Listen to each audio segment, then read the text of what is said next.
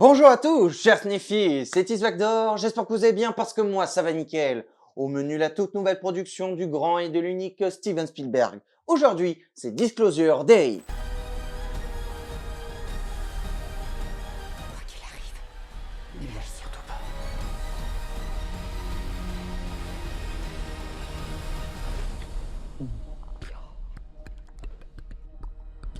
Disclosure Day est un film de cinéma de fantasy et de science-fiction sorti le 10 juin 2026 et réalisé par le grand et l'unique Steven Spielberg.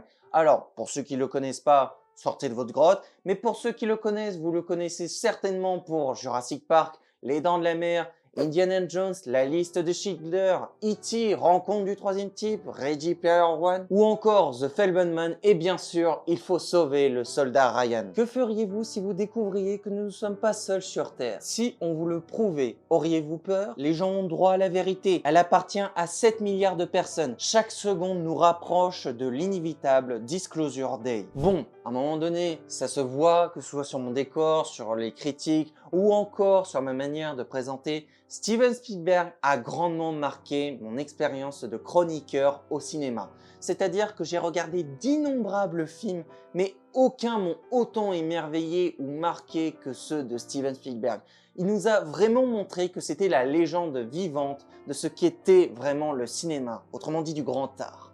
Et à chaque film, ça a toujours été une expérience vraiment très marquante. Mais il est vrai que pour celui-ci, instinctivement, j'ai tout de suite compris que ça allait être beaucoup plus particulier que d'autres productions que j'ai pu voir de sa part, étant donné que là, ça va vraiment essayer de toucher une grande majorité de personnes, quelque chose qui se rapproche beaucoup de ce qu'on avait pu connaître avec E.T. ou encore Rencontre du troisième type, avec sa passion pour la vie extraterrestre et plus précisément ce qui se cache au-delà de l'espace. Et comme à chaque fois, je vais d'abord vous dire ce que j'ai aimé ou pas tout au long de cette critique, et comme à chaque fois, on va d'abord commencer sur sa narration. On perd pas de temps, allez, let's go! Au niveau de sa narration, Disclosure Day fonctionne surtout sur une construction assez fluide et progressive, dans lequel on ressent qu'il recherche à maintenir une tension constante plutôt qu'à multiplier les scènes de rebondissement gratuites. C'est à travers notre visionnage qu'on va surtout comprendre que le récit est pensé comme une montée en intensité avec une exposition relativement sobre qui laisse ensuite place à une dynamique plus tendue et rythmée. Et ce qui marche bien, c'est qu'il y a une certaine impression de continuité. En effet, le film ne se coupe pas dans son élan, en gardant toujours une logique de suspense ou de découverte, renforçant notre engagement au travers du visionnage, qui se penche en parallèle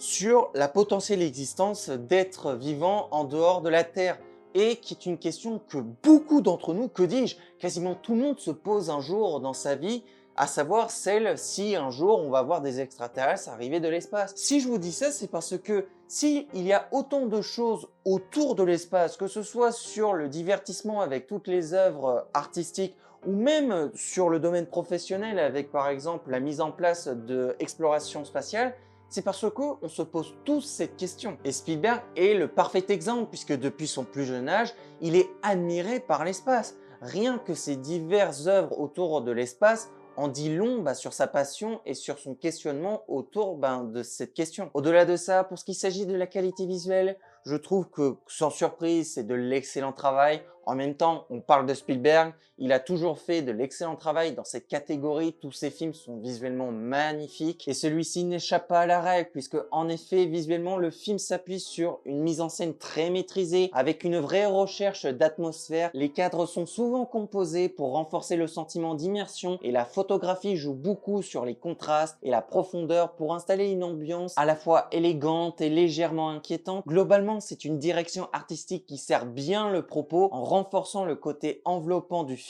sans chercher l'esbrouf gratuit, avec des plans vraiment éclairés d'une façon très particulière, comme si on échappait à quelque chose de réel, à quelque chose qui échappe à notre raisonnement. Et plus le temps passe, plus cette immersion visuelle est présente et prend un peu plus de place. Pour le cas de la musique, c'est le grand et l'unique John Williams qui était responsable des compositions de ce film, que je vous ai déjà présenté dans toutes ses critiques, mais en dehors de ça, il est connu pour avoir composé les musiques de nombreuses franchises, notamment la franchise Jurassic Park, Star Wars, Harry Potter, Indiana Jones, qui a composé aussi de grands classiques comme E.T., La liste de Schindler, Les Dents de la Mer, Il faut sauver le soldat Ryan, Rencontre du troisième type, ainsi que l'excellence de Terminal. La musique du film s'inscrit clairement dans la tradition de Spielberg, avec une partition signée John Williams qui privilégie l'émotion et l'immersion plutôt que la démonstration. En effet, elle fonctionne comme un véritable moteur narratif, des nappes orchestrales amples installent un climat de mystère et de tension tout en laissant respirer les personnages dans les moments plus intimes. Ce qui le rend efficace, c'est surtout sa capacité à évoluer subtilement avec le film, passant d'une atmosphère presque contemplative à des montées plus intenses sans jamais casser la fluidité du récit. Le résultat est que la musique ne cherche pas à voler la vedette, mais à renforcer l'expérience globale, et c'est précisément ce côté enveloppant et immersif qui en fait l'un des points forts du film. Puis, au niveau des personnages, alors c'est là que ça va un peu pêcher un peu.